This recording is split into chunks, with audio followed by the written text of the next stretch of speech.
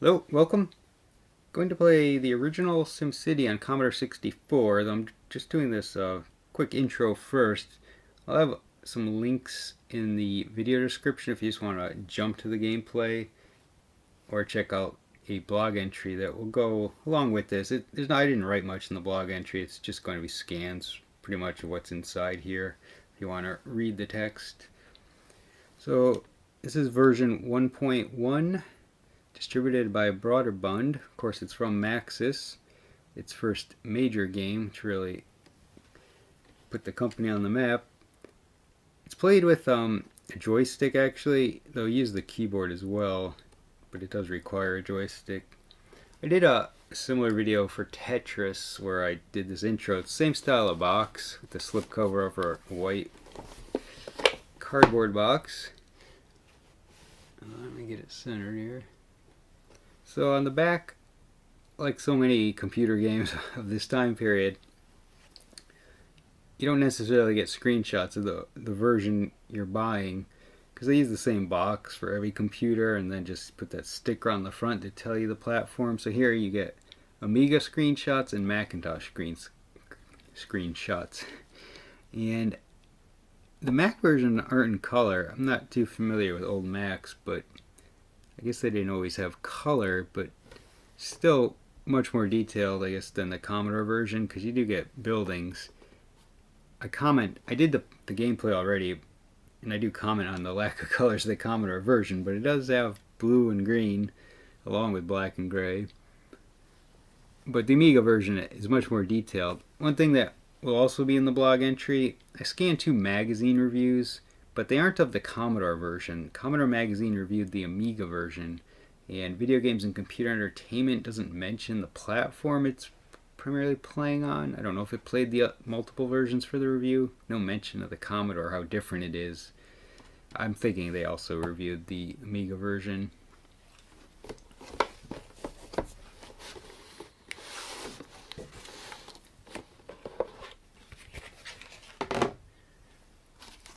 Of course, here's the floppy disk. They do put Will Wright's name under the title in a few spots, including the loading screen. Of course, he designed SimCity as well as The Sims.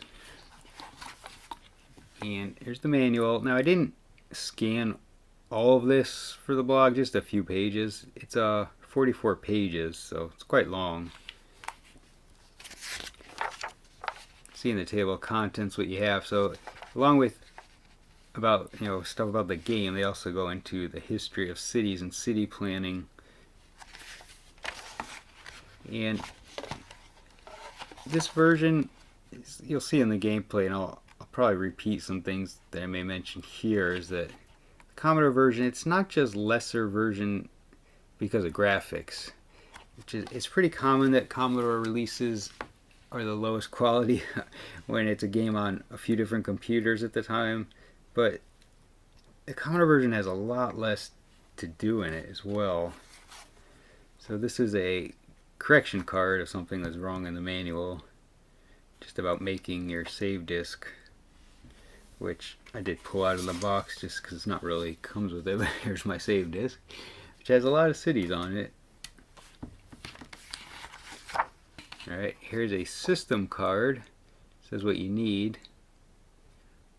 You need one or more blank disks to save your game. And actually type load SC rather than load asterisk like most games. Though asterisk may work as well, I don't know. I loaded it the way it said to load it. Doesn't take too long. And they want you to send in the registration card. I think it says that in a few spots. They really want you to send it in, and I think I did, because the registration card isn't here. And it says that they'll send you a tip, which I believe is the cheat that I use in the video when I'm playing. And I think this is basically what they sent when I sent in the registration card. It's a newsletter. I scanned this newsletter and another Maxis newsletter a week before I'm posting this video. I can leave a direct link to that as well. It's a separate blog post, but if you want to read the Maxis newsletters, I have a couple of them. They got much more detailed than the one page, no color. Because once SimCity got big, this the studio grew quite a bit. And there's city dynamics telling you what affects what, basically positive and negative effects, and a user reference menu map.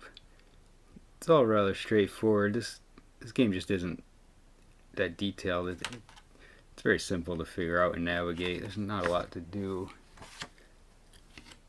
In most SimCity games, if you've played others, there is a lot. This one just doesn't have a lot. And here's a note to parents and teachers, as you're promoting the educational value of the game.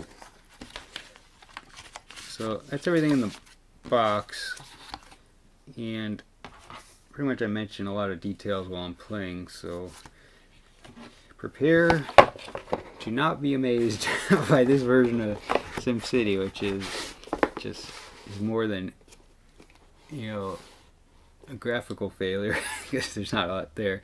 It's just missing so much. It's a lot of black squares is what you see. So here we go. So as the game loads, you can see black squares appearing. It started as a blank gray. This is how the game's more or less going to look. It shows the city growing through black squares, 3 different sizes. So, you know, the bigger the square, the more dense the buildings are, the population.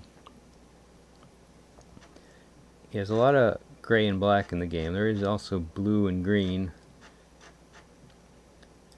Of course, well, the border here is red, but it's not a wide range of colors. It's not like most SimCity games you may have seen. You can see Will Wright's name there. Copyright 1989. I mentioned 1989 is probably one of the best years of gaming. It was also when the Game Boy and Genesis launched in the US. Alright, so you have this menu on the bottom here.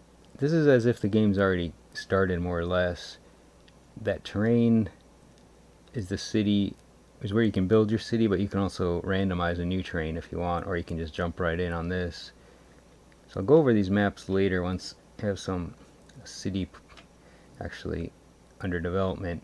I'll probably do it later when I load up a pre-built city the game comes with. So let me just show you the terrain menu. So what it does, if you hit create new terrain, it'll randomize a new one, or you can edit the terrain that's there. And the terrain editor this is the only version, the Commodore version. This is the one thing the Commodore version comes with that the others don't, is a terrain editor. There's not a lot here. I have to assume the other versions are more detailed. They sold, like, their terrain editor, other versions got terrain editors, just didn't come with the game. You have to buy it at a later date. So all you can do here, you can see, you can clear the map and then add different size rivers and trees. I'm going to clear the map. So you could just start with this, no water, no trees, and just build. I think I did that once. Looking at one of my cities, it has like no green, and it's just all built up. Most cities, even the pre-built ones, don't always cover the whole map. Now, you get this square you can move, but when you press to build, it just puts it in the upper left corner of the square. So you can't, just draw one giant river at once. You kind of have to overlap things. Show you the small river, it's just a block. And you got large trees and small trees. The thing with trees is when you zone, it doesn't just overwrite the trees. You gotta bulldoze everything first. So I don't know, it's almost better to not have many trees if you can really think far ahead of how you want your city layout to be. I'm just going to generate something new and then show everything that can be built. Thing is, the train editor, although it's free here, and the Commodore version costs less because it's it has far less stuff. The train editor is expensive on the other versions, or it was. Okay, you just hit the edit here, and it zooms in a little. But you can't see the whole city at once, and you don't get any other maps. Just this one. Anyway, the train editor on the other platforms is $19.95 to $24.95, depending on the computer, Amiga or Mac or PC. So that's a big expense to add on, because those versions already cost $50, whereas the Commodore is $30. But I have to believe it's a much better train editor. There's got to be more to it. So you can see, zoomed in, I mean, this is all the only way to look at the whole map other than that other screen where you get a small overview. There's a lot of trees. We just start building here. So, of course, you need a power plant. Unlike future versions or possibly other versions of this game on other platforms, which I haven't played, I've only played the Commodore version of the original. They don't tell you how much power that you're using. You just keep building until you see nothing. If things start not getting power, you know you need another power plant. I'll just drop one over here. Yeah, that costs $2,000. You start with $4,000 in the Commodore version. Taxes were just collected. It popped up, but there aren't any taxes yet because there's no people yet. Whereas the other versions, your starting funds are dependent on the difficulty level, but the Commodore version doesn't have a difficulty selection. This is it. So the other versions, from what I read, you start between $5,000 and $20,000. But it's always $4,000 here. I'm not going to build a lot, because I'm going to just show you what you can do and then load up a city. So just putting down some roads. Okay, see, then you get a bulldozer, roads, power lines, water. Water, in the later versions, you actually had to build a plumbing system and connect the buildings. Here, it's mostly just for land value and just to make the, look better. It's just for decoration, more or less. Okay, so the residential zone we'll put right here. You can see that there's no power yet because I need to put power lines down.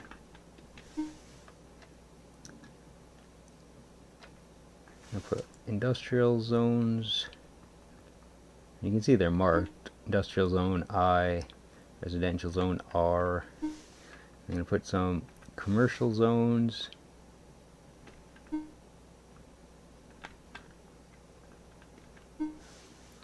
And drop a power line across the road here. That should connect everything. And what's left is parks. Put some parks behind the residential zone. This is more green. So I'd rather use parks to generate the green rather than start with a lot of trees. And you could work around the trees, for a more organic look, I guess. And it's nice to have some green, because actually in this version where everything is gray and black, it's like you need some color. Alright, so what's left is an airport and a seaport. That's it for buildings. For the seaport, what you want to do is have a flat coastline. It has to touch the coast, but it needs to be flat. So what you do is you bulldoze the coast. And there's a lot of green here where I'm going to stick it, so just bulldoze it all. The bulldozer is really one of the most important things. It's also how you fight fires. This game doesn't have any fire stations. And it doesn't have anything. As you can see, I just showed you everything except now the seaport and airport. And you assume things are being built inside those zones, like certain buildings, but you don't see them. Like residential zones can have houses, but I believe it can also have, like in other versions, a school, a church.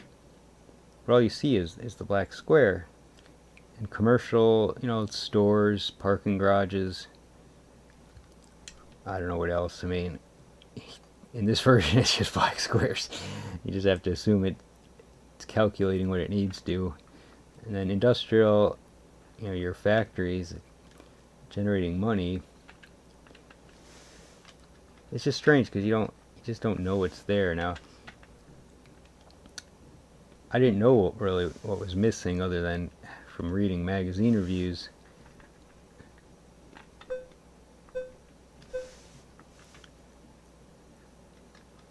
I'm also going to put an airport right here. I guess it'll fit. Thing is, there's a cheat, and I'm going to show you the cheat right now. You can see I have almost no funds left. Was at 56. Hit the F1 key. 4,000. Drop another power line in here. Oh, I need money again because I just used it all. So, with the cheat, there goes an airplane. They do take off. That's one thing you get to see in the game. It gets bigger as it goes. If the money cheat, you always get 4,000, but it's always putting your account at 4,000, not giving you 4,000 on top of what you have. So if you have 10,000, you don't want to use the cheat because you'll drop down to 4,000. Not that it matters because you can just keep giving yourself 4,000, but there's probably a reason why that cheat's in here, though. I assume the other versions that cheats too is that you can't adjust the game speed. The other versions you can. So you want to wait. You know how long it would take to get money again? It takes a while to start generating taxes. But all you can do is sit here and wait and wait and wait. Like leave the Commodore on for hours just to generate, I don't know, a few hundred, a few thousand. So yeah, I don't see any harm in cheating. Otherwise, you'll be building one city for a very, very long time. So the other versions have ships. I don't believe ships ever appear in the Commodore version. Seaport's doing its thing. You can pretend there's ships out there, but you don't ever see them. You can build roads across water.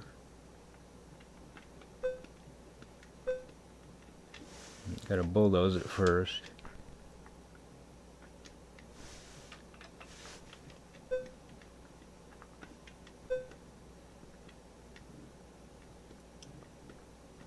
That's basically the bridge. Later versions of SimCity have different types of bridges you can build. The manual said if you build a bridge and bulldoze it can create land, but yeah, I don't see it happening. You can see the squares are appearing. The seaport grew faster than anything else.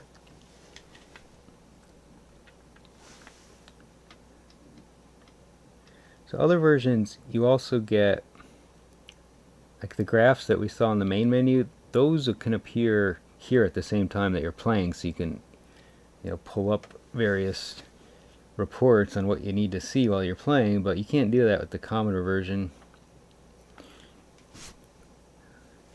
So many things aren't here. It's not just a lack of graphics. I don't know if I should have probably looked at a video of the original on other platforms, but I don't know if they have music. This doesn't have any music. It's just very few sound effects. So that's it, except for disasters. I'm going to show disasters on a bigger city.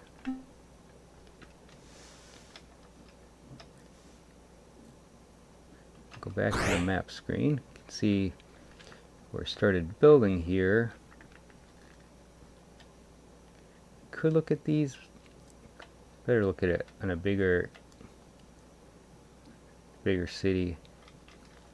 So I'm gonna do is load a new city. So on catalog it just shows you a list of cities that are on the disk.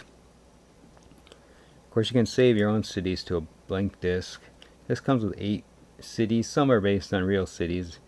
Well, all but Dullsville are. Dullsville is just, they're basically scenarios, but you kind of have to trigger the scenarios, or you have to read the manual to know what the scenario is supposed to be, basically. Dullsville is just, it gives you like a starter city, and you're just supposed to make it better, but you can see the game's just mostly choosing what zone, residential, industrial, commercial to lay down, and you can't select different building types, or you don't even see the building types. Other ones, a lot of them are like telling you in the manual, load this city and put this natural disaster in play. But you don't have to. Like Tokyo, of course, they want you to drop a monster in there. So then you gotta go, well, you can't do anything here, you gotta go back and then load. I'm gonna load Rio. It's not a bad map. It's a big city, a lot of water and a group of trees. It'll take a minute to load. So I'm doing that. Let me run down everything that I know is in the other versions, but not in the Commodore version. So I mentioned difficulty levels, game speeds. Now the Commodore version also doesn't have tax rates, so you can't, tax people more or lower. It's just one steady rate. There's no crime reports, and thus there's no police stations, because you can't build fire stations or police stations. Or the other versions also have stadiums, sports stadiums you can build. There's no ships, as I said. The other versions also have railways with trains running on them. They have a traffic helicopter. I mentioned they have, the multiple graphs on screen at one time. And of course you can see things growing, like if a residential zone has houses, you can see them maybe become apartments as it gets more dense. And it might be all I know of, except, well, there's disasters. I'll mention the disasters when I pull that up. There's more disasters available in the other game, or the other platforms. Alright, so rate of growth is what it's on right now. There's the land value. Most of the population you'll see is up here when I pull up the closer view. Not much pollution at all. I think it's because a lot of there's tons of zones on this map, industrial and commercial, but they're not being used. So there's no traffic density. That, I'm not sure why. I think you may just need to play a little while for it to put something in there. But it'll look the same, just different colors. So that you can see that's where the population is. There's the city. Not much water placed. This is showing, the water that you, I don't know what you want to call it, zone, but place out, not the rivers, but the actual water that you lay down. So there's the power map and the road map, pretty similar. There's also this other graph.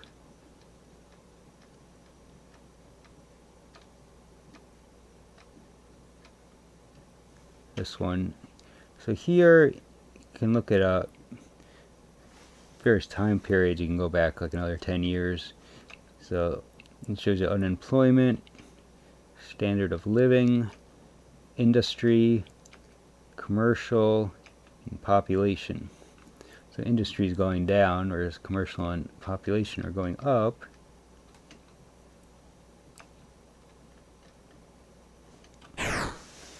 Alright, so here you can see these zones is what they look like when they're basically as full as they can get, just solid black around the letter. So these are mostly residential zones here that are full. And you can see a lot of traffic, those little dots. Very heavy traffic in here because so many people live here. But you just scroll around the map, you'll see a lot less everywhere else. Still here around the water, but all these commercial zones, people like to live near the water. A group of parks. What this city clearly needs is more residential zoning, because everybody's packed in there because there's just not enough available. All these are just pointless. Commercial, commercial, commercial, commercial. It's like, well, you need more people to live here to build up those zones. And most of the residential at least have some people, whereas so many of these other zones are just completely empty. More commercial. Alright, so the last thing I'm going to show are the disasters. So, one thing, tornado spelled wrong. It's surprising because it's, you know, they push this as educational software, but they have a pretty bad misspelling. The thing is, they have a misspelling in the manual too. The opposite. Tornado shouldn't have an E unless you pluralize it, and in the manual they pluralize tornadoes, but they don't put an E, so I don't know who is fact checking or checking the spelling. They do a good job. So you have 4 here: fire, tornadoes, monster, and earthquake. Other versions also have flooding, and apparently an air disaster. I don't know if that means planes can crash, because in other versions of SimCity, like newer versions, there are skyscrapers and you can see your airplanes crashing into them, but I don't think that ever really meant anything. It's more for to see it. But from the reviews I read, they mention air disaster, and they also mention nuclear disaster if your power plant melts down. I think that tells me, because the review also said if you have a nuclear power plant, so that indicates there are different types of power plants available on the other platforms, but here in the Commodore you just have one standard power plant. I think, did I mention flooding? Flooding was the other one. So here you get 4. I mean, not that it matters too much. I don't like to destroy my cities. I'll drop a fire out here in the forest. And the only way to fight fire, since there are no fire stations, is with the bulldozer. I guess it'll burn out on its own too, but what you want to do, I guess, is kind of clear an area around the fire so that it's less likely to spread. The manual said you could also attack the fire with the bulldozer. Oh, and look at that. Yeah, I haven't played this too much in a long time, but I read the manual and I did play a little bit, but I didn't try that. But yeah, I guess you just have, if you start a fire, you can just end it anytime you want, just with the bulldozer. Bulldozer is your fire engine, basically. It does everything. Of course, you could just drop fires in the city. Now, fires will also be caused by earthquakes. Drop a tornado. You can only have one tornado and one monster at a time, but you could have all the different disasters going at the same time. Just if you add another tornado, it'll just, you know, remove the first one. So it goes on a path, just crushing stuff basically. Now it's going out to the water, but you can see all these black dots are damage, destruction. Basically just have to bulldoze everything and rebuild. Drop a monster over here too. Yeah, it doesn't look like Godzilla, even though the one on the box does. It's just an overhead view of, I guess it's reddish orange and yellow. And it does the same thing as the tornado. It just walks around crushing things. The worst disaster of them all is definitely the earthquake. That shakes the whole map and sets fires and just stuff collapses. It's a major repair job if you set off an earthquake. So it's not something I would normally do.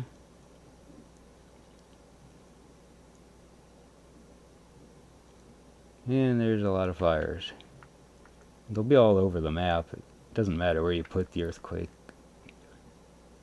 There's fires and power outages everywhere.